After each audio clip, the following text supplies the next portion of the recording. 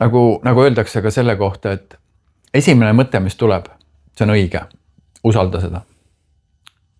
Aga siis hakkab ego rääkima, analüüsima ja ühesõnaga, ja seal hakkab jälle see aju, ütleme siis ette ennustamine, mis võib juhtuda.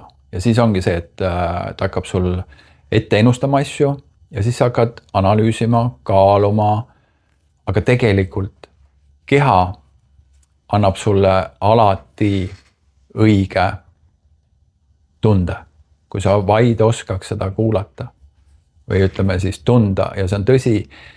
Mehed on, ütleme, rohkem peas, ongi praktiliselt analüüsivad, see on see.